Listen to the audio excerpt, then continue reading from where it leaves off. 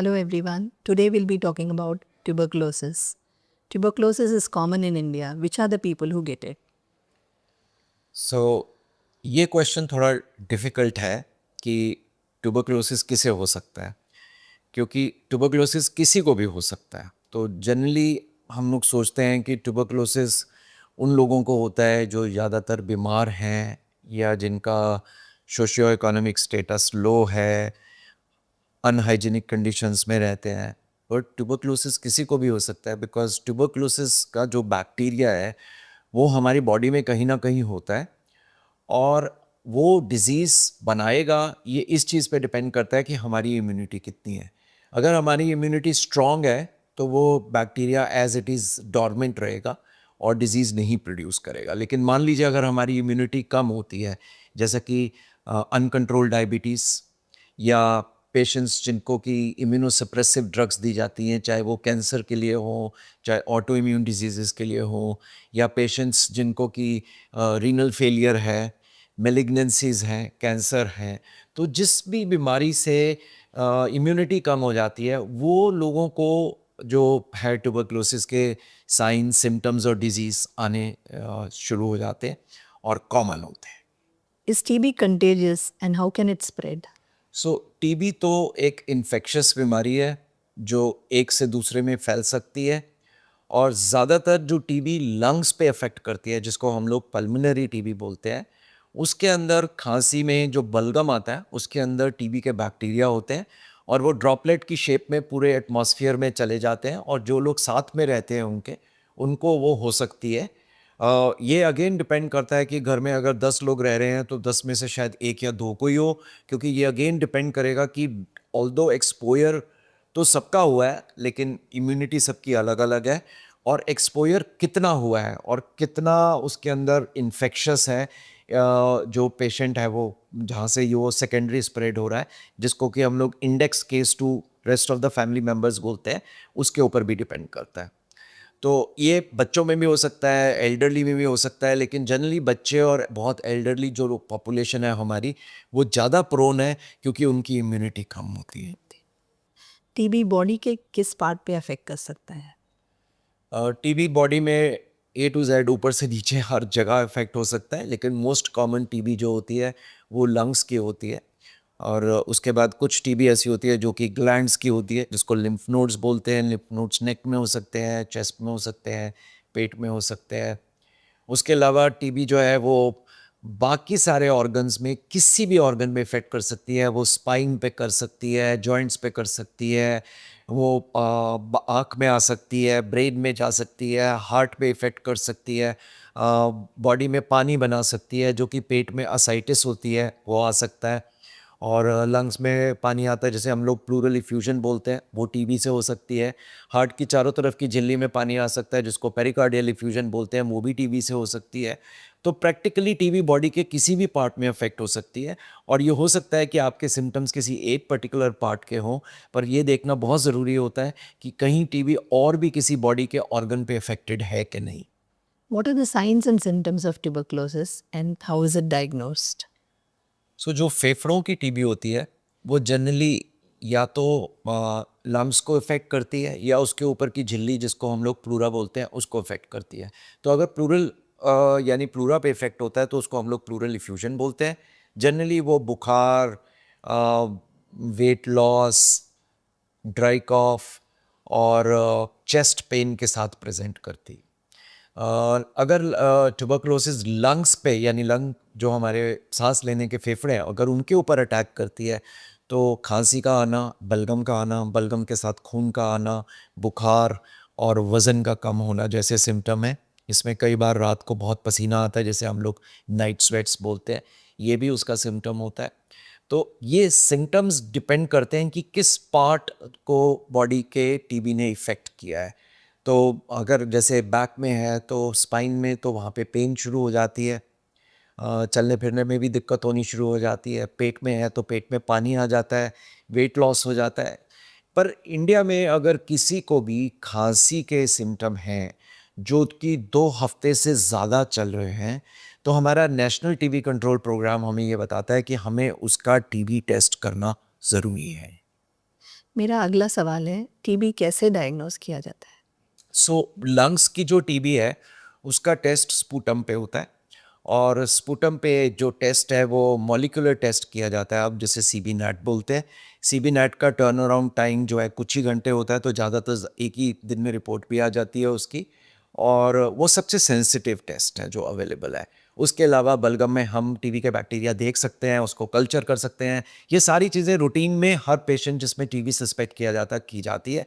TB के culture की report आने में 6 हफ्ते तक का टाइम लग सकता है, तो उसको हमें फॉलो करना होता है कि अगर इनिशियल टेस्ट नेगेटिव है तो फाइनल कल्चर की रिपोर्ट 6 हफ्ते तक वेट करना पड़ता है।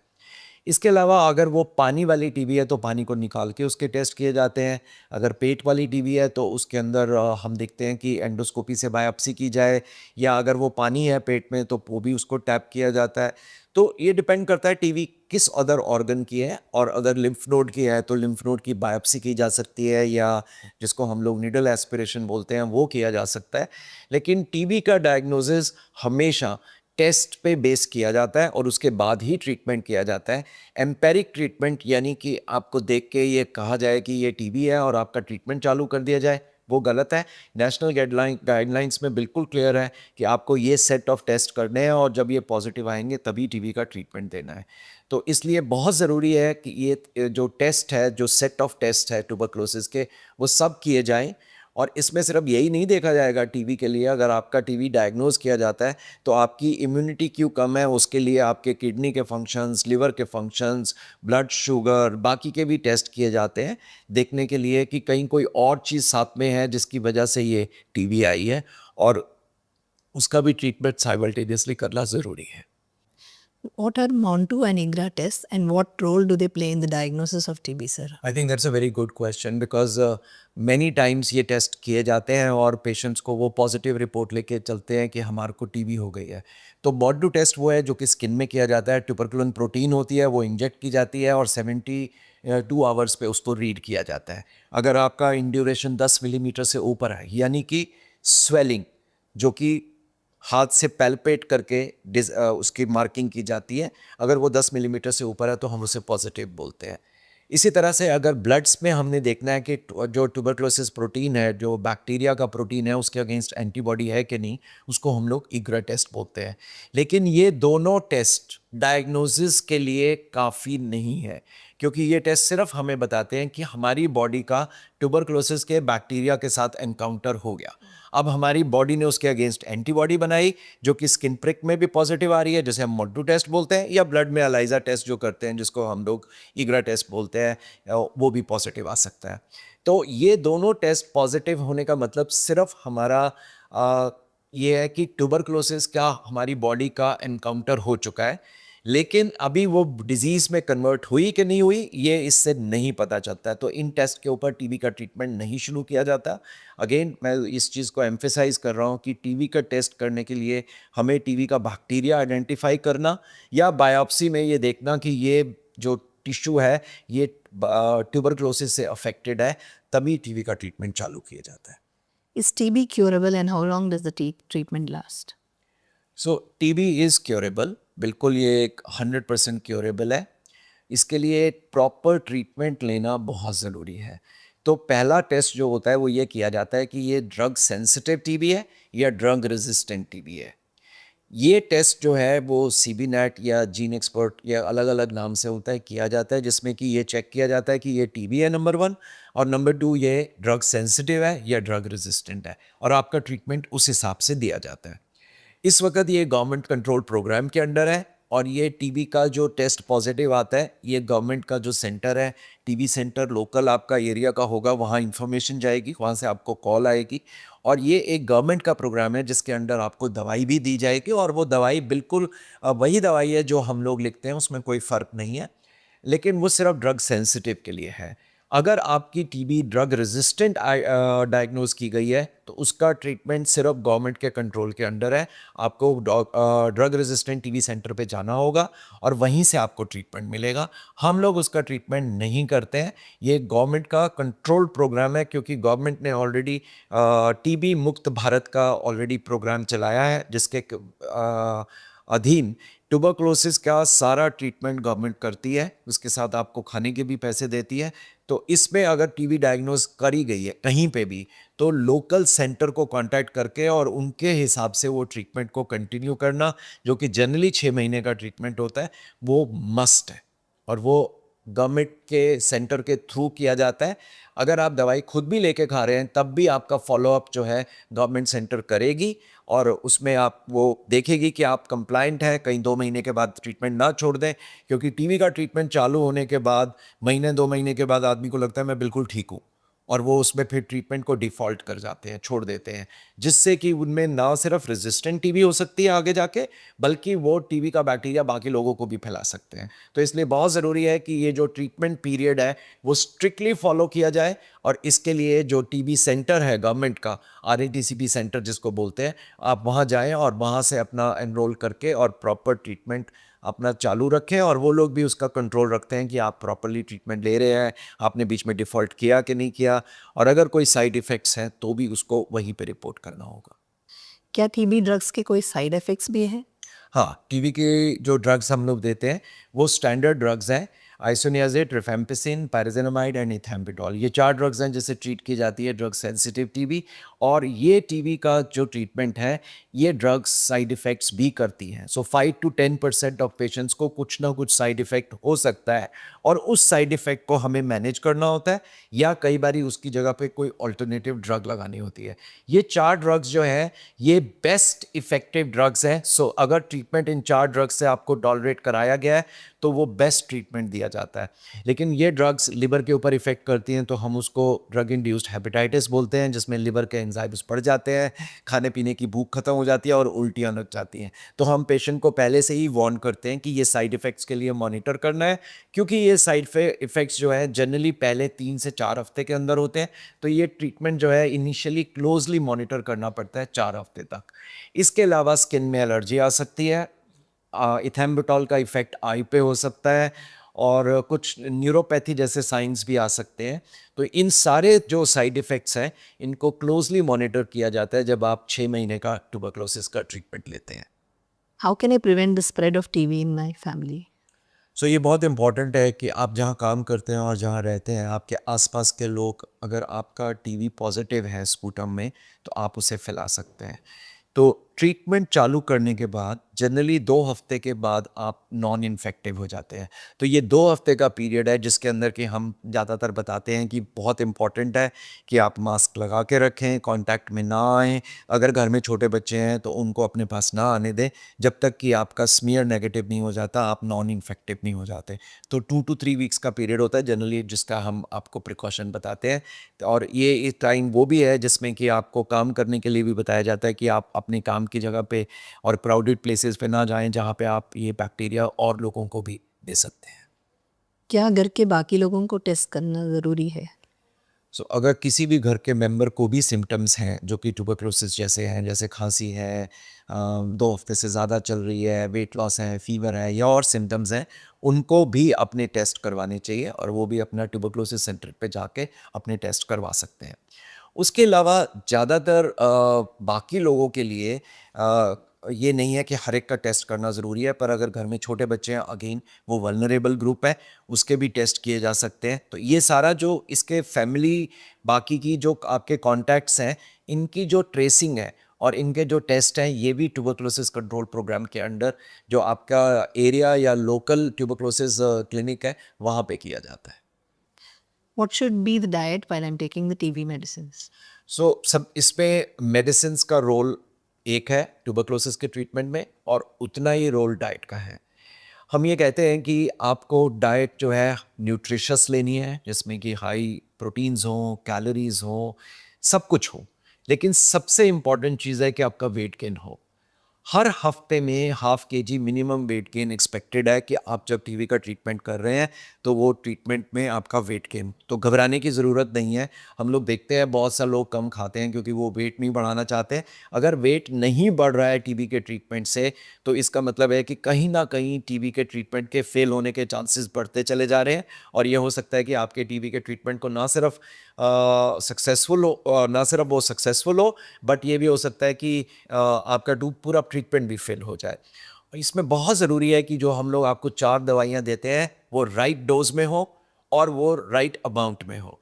तो इसलिए आप एप्रोप्रिएट टाइम पे लें, पूरी दवाई लें, ये बहुत इंपॉर्टेंट है। अगर उसमें से 1 दवाई या 2 दवाई छोड़ दी गई तो अगेन ट्रीटमेंट के फेलियर होने के चांसेस है। और रेजिस्टेंट टीबी के ट्रीटमेंट में जो दवाइयाँ यूज़ की जाती हैं वो बहुत ही डिफ़िकल्ट होती हैं झेलने के लिए, उनके साइड इफ़ेक्ट्स बहुत ज़्यादा है। तो याद रखिए, जो पहली दवाई दी जा रही है आपको, जो कि आइसोनियाज़िड, रिफेम्पिसिन, पायराज़िनामाइड और इथेम्बुटोल है, वो सेफेस्ट और बेस्ट मेडिसिन है। पूरी डोज में लेनी है और जिस तरीके से बताई गई है उस तरीके से लेनी है। और डाइट में हम आपको अनलेस एंड अनटिल आपको कोई ऐसी बीमारी है जिसमें कोई स्पेसिफिक डाइट बताई गई है, जैसे पेशेंट का हार्ट फेलियर का है या किडनी फेलियर का है या लिवर फेलियर का है, तो हो सकता है। बट बाय एंड लार्ज आपको सब तरीके की डाइट दी जाती है। और इनफैक्ट डाइट में हम लोग कोई भी आपको तली हुई चीज़, दूध की चीज़, खट्टी चीज़, मिठाई, कुछ भी मना नहीं करते हैं। अगर आपको डायबिटीज़ भी है तो इस वक्त डायबिटीज़ को डायबिटीज़ के स्पेशलिस्ट कंट्रोल करेंगे। टीबी की दवाई के साथ डाइट नहीं दी जाएगी। डाइट आपको एडिक्वेट और एप्रोप्रिएट लेनी है, ये मस्ट है। अगर आपका 2 से 3 हफ्ते ट्रीटमेंट चालू करने के बाद वेट गेन नहीं हुआ तो आप ये समझ लीजिए कि ये ट्रीटमेंट कहीं ना कहीं फेलियर में जाएगा, प्रोलॉन्ग ट्रीटमेंट में जाएगा और हो सकता है ये आगे चल के रेजिस्टेंट टीबी हो जाए। तो वेट को बढ़ाना बहुत ज़रूरी है और इस चीज़ को दिमाग में रख के चलिए कि आप कुछ भी खाएं वो आपके लिए अच्छा होगा, क्योंकि आपको अपना वेट बढ़ाना ही है। क्या कुछ टेस्ट करने होते हैं जब हमें टीबी का ट्रीटमेंट चल रहा है? हाँ, तो टीबी की दवाइयाँ, क्योंकि मैंने आपको बताया लिवर पे और आई पे इफेक्ट करती हैं, तो हम इनिशियली लिवर फंक्शन टेस्ट करते हैं बेसलाइन में और फिर उसको पीरियोडिकली रिपीट करते हैं। क्योंकि कई बारी अगर हम नहीं कर रहे होते हैं तो पेशेंट को जब तक वॉमिटिंग्स और बाकी सिम्टम्स आते हैं तो लिवर काफ़ी ज़्यादा ख़राब हो चुका होता है। तो हम लोग उसे मॉनिटर करते हैं, जो कि इनिशियली 1 महीने तक ज़्यादा इंपॉर्टेंट है। और 2 महीने के बाद जो इथेम्बुटोल की गोली दी जाती है वो आई पे इफेक्ट कर सकती है, जिसको कि कलर विजन पे इफेक्ट बोलते हैं, कलर ब्लाइंडनेस कर सकती है। आपको रेड और ग्रीन का डिस्टिंक्शन नहीं होगा रेड लाइट पे। लेकिन इसको पहुंचने तक आपका पीरियोडिकली आई चेकअप किया जाता है अगर आपका इथेम्बुटोल चल रहा है। तो याद रखिए, लिवर के फंक्शंस हैं और आई के फंक्शंस हैं। अगर किसी वजह से आपको कोई इंजेक्शन दिया जा रहा है, ज़्यादातर क्योंकि इसमें स्ट्रेप्टोमाइसिन का इंजेक्शन यूज़ किया जाता है, जनरली वो उन लोगों को दिया जाता है जिन लोगों में हम इन 4 में से कोई दवाई नहीं दे पा रहे हैं या इनके साइड इफ़ेक्ट्स हैं। तो स्ट्रेप्टोमाइसिन जिनको मिल रहा होता है उनके किडनी के फंक्शंस भी और ईयर फंक्शंस दोनों चेक किए जाते हैं और मॉनिटर किए जाते हैं। ये बहुत ज़रूरी है कि अगर आपको टीबी की दवाइयाँ मिल रही हैं तो टाइम टाइम पर आपके साइड इफ़ेक्ट्स की मॉनिटरिंग चलती रहे जब एटीटी चल रही है। What precautions to take after the TB treatment is over? So generally TB का ट्रीटमेंट 6 to 9 मंथ्स होता है, ज़्यादातर 6 मंथ्स का है। कई बार हम उसको बढ़ा के 9 मंथ्स करते हैं जब एक्सटेंसिव डिजीज़ है या कुछ वाइटल ऑर्गन इन्वॉल्वमेंट है।